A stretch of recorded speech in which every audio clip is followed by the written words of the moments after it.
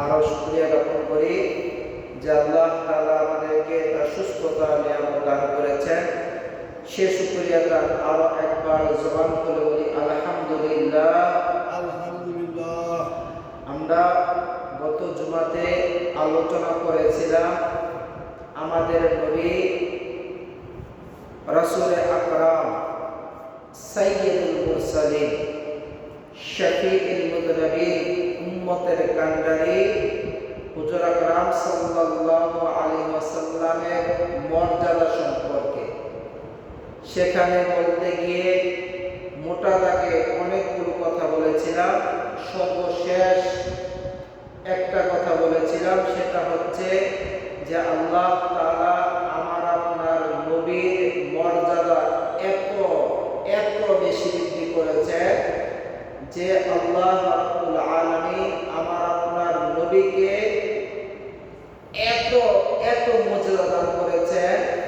৬৩,০০০-এর বেশি মর্যাদা রয়েছে। সুবহানাল্লাহ বলি সুবহানাল্লাহ।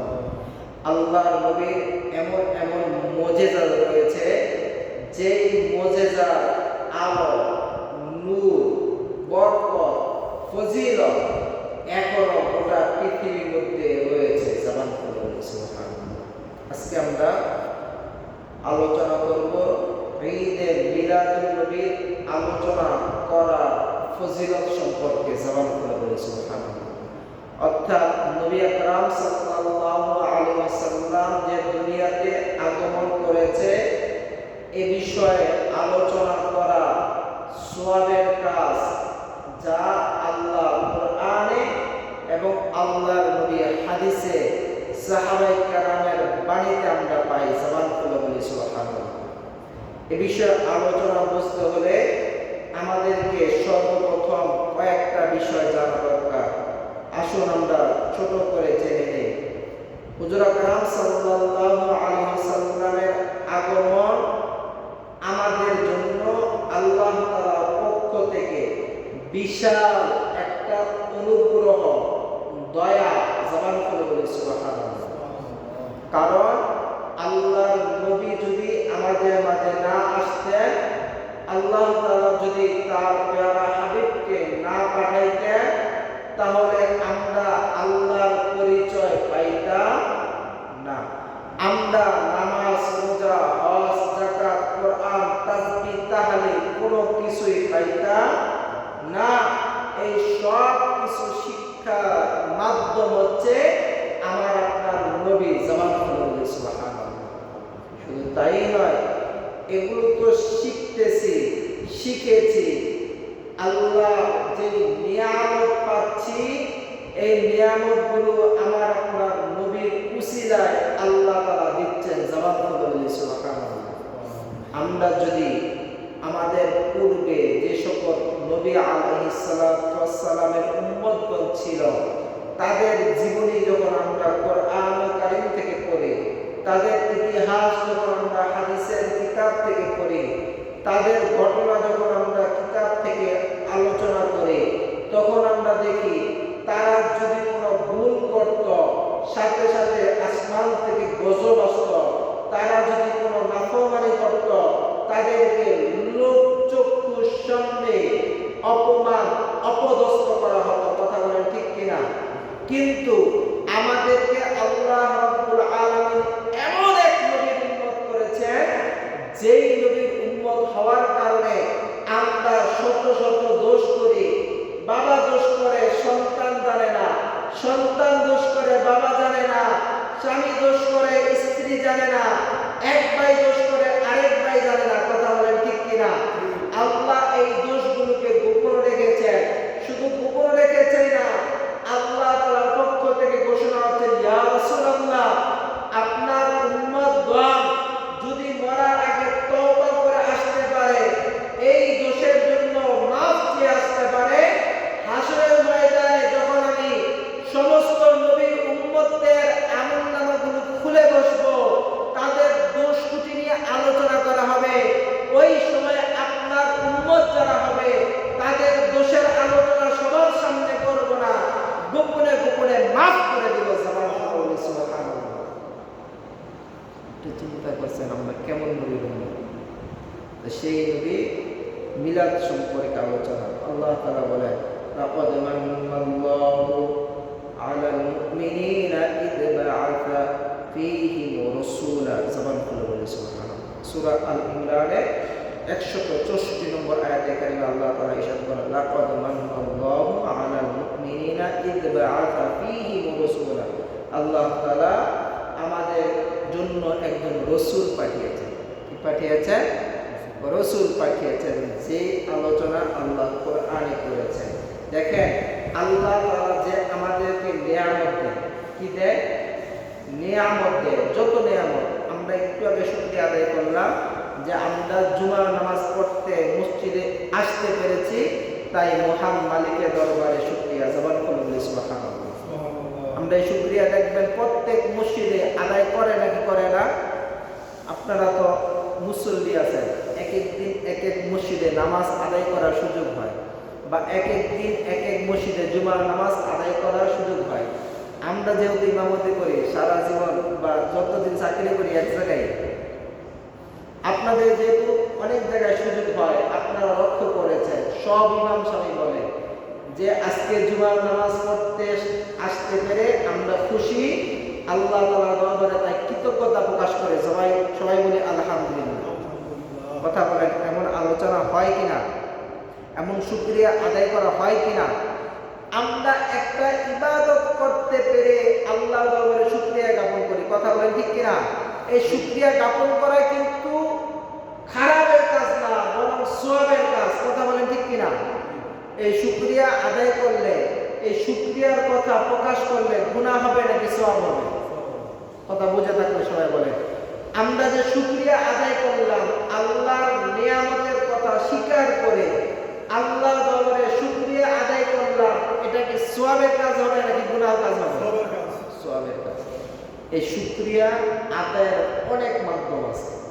শুকরিয়া আদায়ের অনেক মাধ্যম আছে। জবান দিয়ে আদায় করা যায়, সেজদায় গিয়ে আদায় করা যায়, আপনি খুশি হয়েও আদায় করা যায়, আবার আপনি একজন আরেকজনকে অর্থ সম্পদ দান করার মাধ্যমে।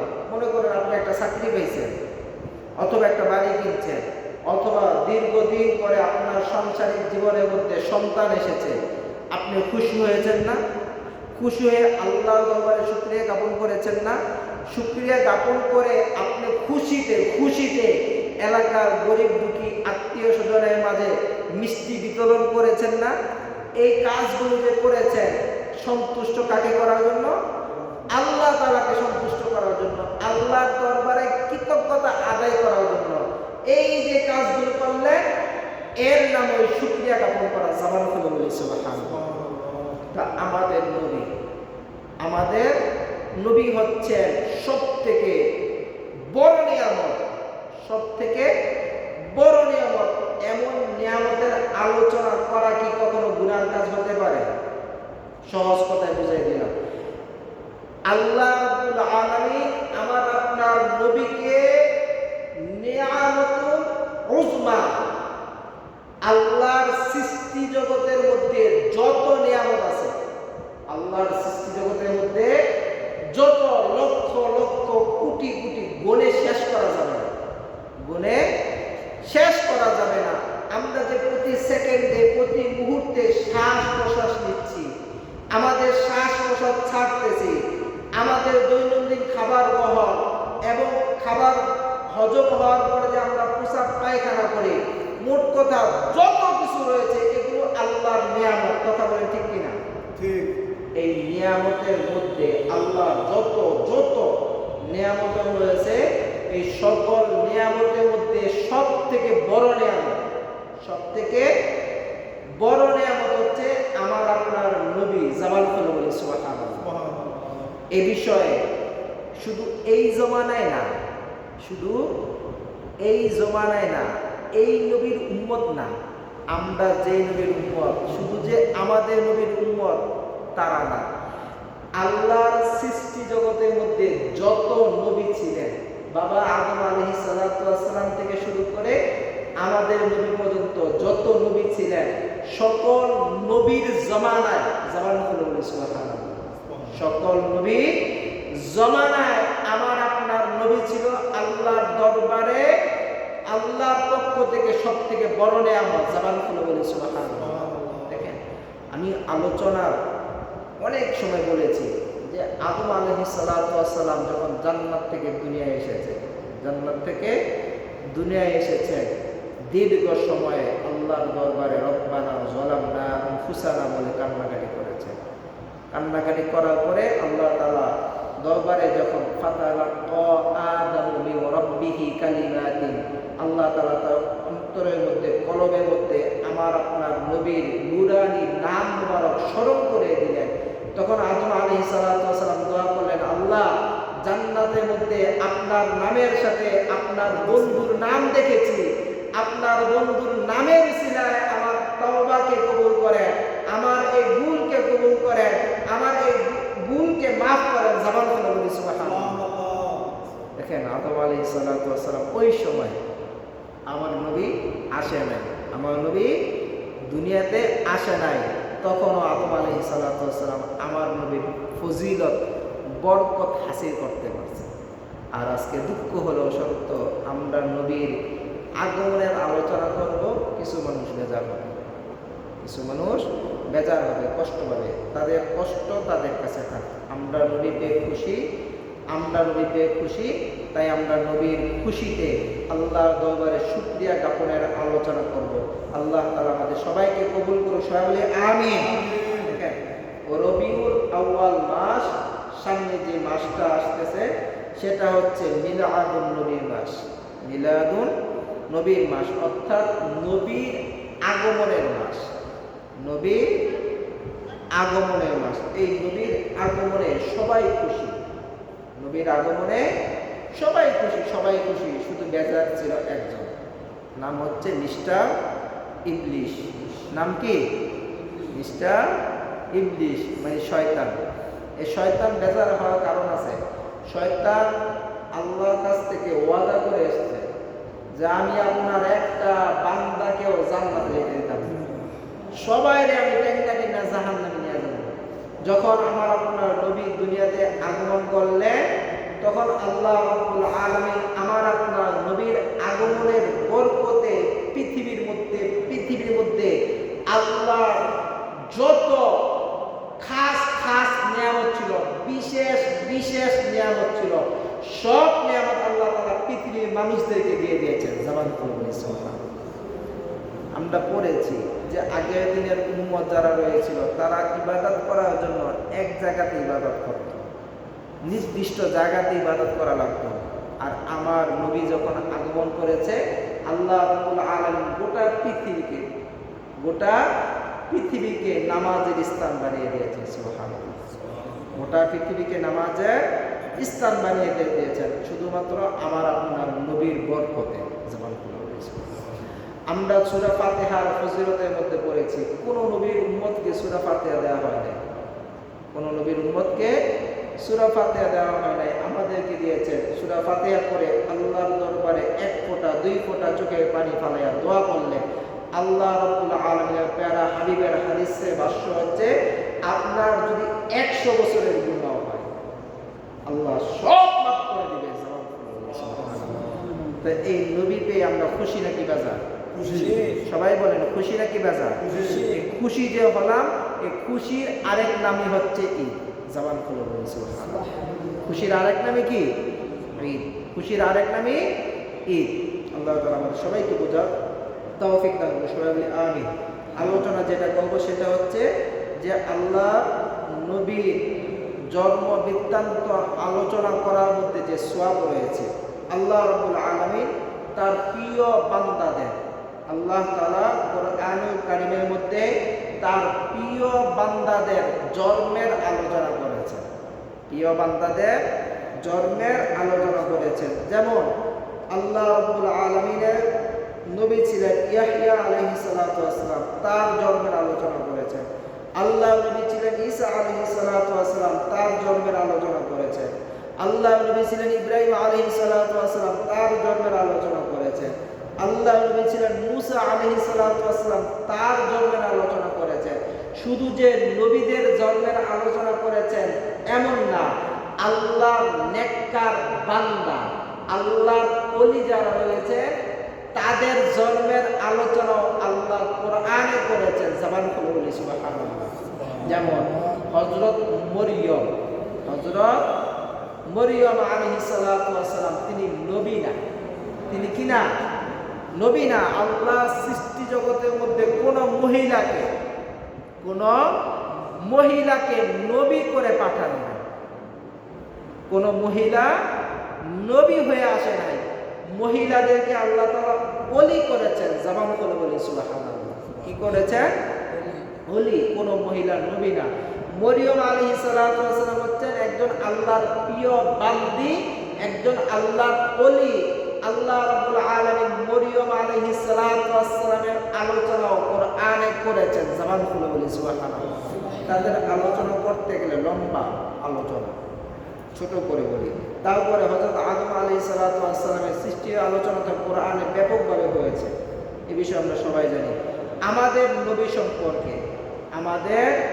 নবী সম্পর্কে স্বয়ং আল্লাহ, আজকে আমরা যে আলোচনা করতেছি, এই আলোচনা আমরা কেন করব সে বিষয়ে বলতেছি। আমরা যেই নবীর আগমনের আলোচনা করতেছি, আমাদের নবীর আগমনের আলোচনা সর্বপ্রথম শুরু করেছেন স্বয়ং আল্লাহ রাব্বুল আলামিন। জবান খুলে বলি সুবহানাল্লাহ। কে শুরু করেছেন? আল্লাহ। কে শুরু করেছেন? আল্লাহ। আমাদের নবীর আগমনের আলোচনা, নবী যে পৃথিবীতে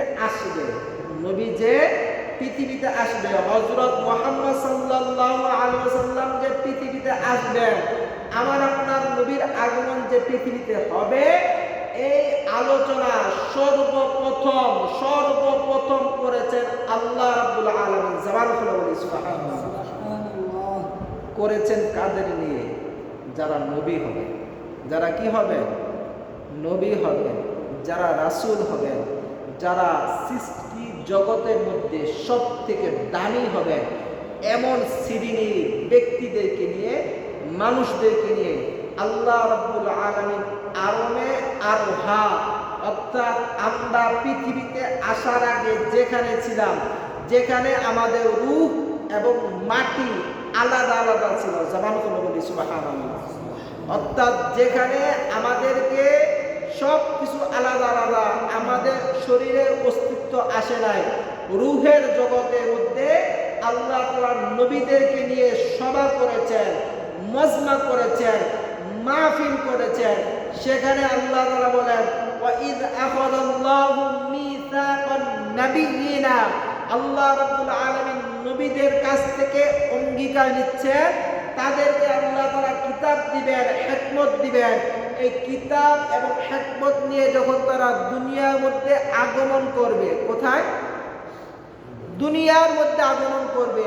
দুনিয়াতে আগমন করে যখন কিতাব এবং হিকমত দ্বারা দুনিয়াবাসীকে আল্লাহর দিকে আহ্বান করবে, এমন অবস্থায় যদি মুসাদ্দিকাল লিমা, এই বিষয়গুলোকে সত্যায়ন করার জন্য আল্লাহ তাআলা একজন নবী পাঠাবেন, রসুল পাঠাবেন।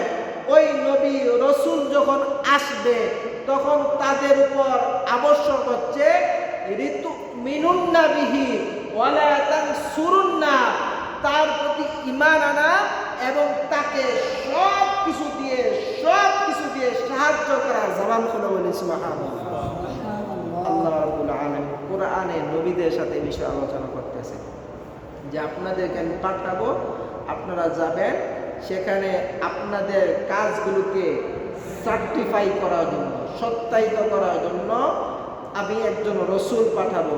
যদি ঘটনাক্রমে ওই রসুল আপনাদের জমানায় চলে আসে, তখন আপনাদের কাজ হচ্ছে আপনাদের নবুয়াতি ছেড়ে দিয়ে ওই নবীর উপর ঈমান আনবেন, তাকে সব কিছু দিয়ে সাহায্য করবেন এবং তার সব বিষয়ে আপনারা কেয়ার করবেন, যত্ন করবেন। যদি করতে পারেন তাহলে আপনাদের নবুয়াতি টিকবে, আপনাদের ঈমান টিকবে। যদি বিরোধিতা করেন তাহলে ধ্বংস হয়ে যাবেন। কথা বলেন ঠিক কিনা? অঙ্গীকারের শর্তই হচ্ছে। তো প্রথম আলোচনা করলেন কে? আল্লাহ। প্রথম আলোচনা করলেন কে? আল্লাহ। তারপরে যুগে যুগে নবীগণ আলোচনা করেছে। যুগে যুগে নবীগণ আলোচনা করেছেন। যেমন হযরত ঈসা আলাইহিস সালাতু ওয়াস সালাম, নাম কি? হযরত ঈসা আলাইহিস সালাতু ওয়াস সালাম তার উম্মতদেরকে খুশি হয়ে সুসংবাদ দিচ্ছেন যে আমি তোমাদেরকে সুসংবাদ দিচ্ছি, আমার পরে একজন নবী আসবেন, ইসমুহু আহমদ, যার নাম হবে আহমদ। জবান খুলে বলি সুবহানাল্লাহ। যার নাম হবে কে? আহমদ। যার নাম হবে কি? আহমদ। ঈসা আলাইহিস সালাতু ওয়াস সালাম সুসংবাদ দিচ্ছেন। আল্লাহর নবী নিজের আলোচনা করেন, দেখেন কত সুন্দর করে আল্লাহর নবী আলোচনা করেন যে আমি হচ্ছি তখন থেকে নবী, আমি হচ্ছি তখন থেকে নবী যখন আদম আলাইহিস সালাতু ওয়াস সালামের মাটি এবং পানি তাকে সৃষ্টি করার জন্য যে আল্লাহ মাটি নিয়েছেন এবং মাটিকে মিশ্রণ করার জন্য যে পানির ব্যবস্থা করেছেন, আল্লাহ তাআলা প্যারা হাবিব বলতেছেন যে আমি তখন থেকে নবী যখন আদম আলাইহিস সালাতু ওয়াস সালামকে সৃষ্টি করার জন্য আল্লাহ যে মাটি পানির ব্যবস্থা করেছেন, এই মাটি পানি দুইটা আলাদা আলাদা ছিল, তখন আমি নবী ছিলাম। জবান খুলে বলি সুবহানাল্লাহ। আলোচনা করতেছেন কে? আমার আপনার নবী, যে আমি কুনতু নবিয়্যান, আমি তখনও নবী ছিলাম যখন আদম মাটি পানি ছিল, মানে আলাদা আলাদা অবস্থান ছিল, আদমের কোনো অস্তিত্বই ছিল না, তখনও আমি মুহাম্মদুর রাসূলুল্লাহ নবী ছিলাম। জবান খুলে বলি সুবহানাল্লাহ। তারপরে আল্লাহ নবী বলছেন আমি হচ্ছি ইব্রাহিম আলাইহিস সালাতু ওয়াস সালামের দোয়া। ইব্রাহিম আলাইহিস সালাতু ওয়াস সালামের দোয়া, আমাদের জাতির পিতা ইব্রাহিম আলাইহিস সালাতু ওয়াস সালামকে যখন আল্লাহ হুকুম করলেন, আদেশ করলেন খানায় কাবা নির্মাণ করার জন্য, ইব্রাহিম আলাইহিস সালাতু ওয়াস সালাম যখন খানায় কাবা বাইতুল্লাহ শরীফ, হারাম শরীফ নির্মাণ করার জন্য ইব্রাহিম আলাইহিস সালাতু ওয়াস সালাম যখন নির্মাণ করলেন, তখন সেখানে দাঁড়িয়ে আল্লাহর দরবারে দোয়া করলেন, রব্বানা ওয়াবআথ ফীহিম রাসূলাম মিনহুম ইয়াতলু আলাইহিম, আল্লাহ আপনি এই ঘরকে সংরক্ষণ করার জন্য, এই ঘরকে কিয়ামত পর্যন্ত আবাদ রাখার জন্য আমার বংশে একজন রসুল পাঠান। জবান খুলে বলি সুবহানাল্লাহ। সেই রসুল হচ্ছে আমার আপনার নবী। সেই রসুল হচ্ছে কে? আমার আপনার নবী। তারপরে ঈসা আলাইহিস সালাতু ওয়াস সালামের সুসংবাদের কথা তো বললামই। তারপরে নবী করিম সাল্লাল্লাহু আলাইহি ওয়াসাল্লাম বলতেছেন আমি হচ্ছি আমার মায়ের সত্য স্বপ্ন যা আমি গর্ভ থাকা অবস্থায় দেখেছেন। যা তিনি কোন অবস্থায় দেখেছেন? আমি গর্ভ থাকা অবস্থায়, আমি যখন গর্ভে ছিলাম, আল্লাহ রাব্বুল আলামিন আমার মাকে এক এক দিন এক এক সময় এক একটা বিষয় সত্য স্বপ্ন দেখিয়েছেন। জবান খুলে বলি সুবহানাল্লাহ। অর্থাৎ আমার মাকে ফেরেশতারা এসে জানিয়েছেন, জান্নাতি মহিলা এসে জানিয়েছেন যে হে মা আমেনা, আপনি এমন একজন বরকতময় সন্তানকে গর্ভে ধারণ করেছেন যার উসিলায় আল্লাহ রাব্বুল আলামিন পুরা কুল কায়নাত সৃষ্টি করেছেন। জবান খুলে বলি সুবহানাল্লাহ। ছোট করে এখন রাসূলুল্লাহ সাল্লাল্লাহু আলাইহি ওয়াসাল্লাম নিজের এই আগমন জন্মদিন যেভাবে পালন করতেন সেটা হচ্ছে ইবাদতের মাধ্যমে। কিসের মাধ্যমে? ইবাদতের মাধ্যমে। আল্লাহর নবীর দরবারে একবার সাহাবায়ে কেরাম প্রশ্ন করলেন, ইয়া রাসূলুল্লাহ, আপনি যে সোমবার রোজা রাখেন, কোনবার? সোমবার রোজা রাখেন, কারণ কি? তখন নবী করিম সাল্লাল্লাহু আলাইহি ওয়াসাল্লাম বললেন যে সোমবার দিন আমার জন্ম হয়েছে, আমি দুনিয়াতে আগমন করেছি, সেই শুকরিয়া তার আমি সোমবার দিন রোজা রাখি, এবং সোমবার দিন প্রথম আমার উপর আল্লাহ রাব্বুল আলামিন কোরআনের ওহী নাযিল করেছে। জবান খুলে বলি সুবহানাল্লাহ। তার মানে বোঝা গেল যে আল্লাহর নবী তার জন্মের আলোচনা করেছেন, আল্লাহ রাব্বুল আলামিন আমার আপনার নবীর জন্মের আলোচনা করেছেন, আল্লাহর অসংখ্য নবী আলাইহিস সালাতু ওয়াস সালাম আমার আপনার নবীর জন্মের আলোচনা করেছেন। সর্বশেষ সাহাবায়ে কেরাম নবী আকরাম সাল্লাল্লাহু আলাইহি ওয়াসাল্লামের জন্মের আলোচনা করেছেন। জবান খুলে বলি সুবহানাল্লাহ। সর্বশেষ একেবারে মোটা দাগে যে কথাগুলো বলবো, মোটা মোটা দাগে যে কথাগুলো আল্লাহ তাআলা কোরআন ও কারীমের মধ্যে ইরশাদ করেন, ওয়াশকুরু নি'মাতাল্লাহি ইন কুনতুম ইয়াহু তা'বুদুন। তোমরা আল্লাহ রাব্বুল আলামিনের নিয়ামতের শুকরিয়া আদায় করো। আল্লাহ রাব্বুল আলামিনের নিয়ামতের শুকরিয়া আদায় করো। সূরাতুন নাহলের 114 নম্বর আয়াতে কারিমায় আল্লাহ তাআলা বলেন, ওয়াশকুরু নি'মাতাল্লাহি ইন কুনতুম ইয়াহু তা'বুদুন। তোমরা আল্লাহ রাব্বুল আলামিনের নিয়ামতের শুকরিয়া আদায় করো যদি তোমরা আল্লাহর ইবাদত বন্দেগী করো। জবান খুলে বলি সুবহানাল্লাহ। আল্লাহ এখানে শর্ত দিয়ে দিলেন, তোমরা যদি আল্লাহর ইবাদত করতে চাও, আল্লাহ রাব্বুল আলামিনের ইবাদত কবুল করাইতে চাও, তাহলে আল্লাহর নিয়ামতের শুকরিয়া আদায় করতে হবে। নিয়ামতের শুকরিয়া আদায় করতে হবে। আল্লাহ রাব্বুল আলামিনের কোরআনের, আল্লাহর নবীর হাদিসের ভাষ্য হচ্ছে, যারা নিয়ামতের শুকরিয়া আদায় করে আল্লাহ তাদেরকে ভালোবাসে। কথা বলেন ঠিক কিনা? যারা নিয়ামতের শুকরিয়া আদায় করে আল্লাহ তাদেরকে ভালোবাসে, আর যারা নিয়ামতের শুকরিয়া আদায় করে না, আল্লাহ তাদেরকে ভালোবাসে না, আল্লাহ নবীও তাদেরকে ভালোবাসে না, এবং ইমানদার ব্যক্তিও তাদেরকে ভালোবাসে না। শুধু ইমানদার ব্যক্তি নয়, সমাজের সাধারণ মানুষও ভালোবাসে না। আপনার কাছ থেকে আমি একটা উপকার পাইলাম, উপকার পর যদি এই উপকারের কথা স্বীকার করে আপনার কৃতজ্ঞতা প্রকাশ করি, আপনি খুশি। যদি অস্বীকার করি, আপনি নারাজ হবেন। কথা বলেন ঠিক কিনা? আল্লাহ তাআলা আমাদের সবাইকে বোঝার তৌফিক দান করুন। সবাই বলি আমিন।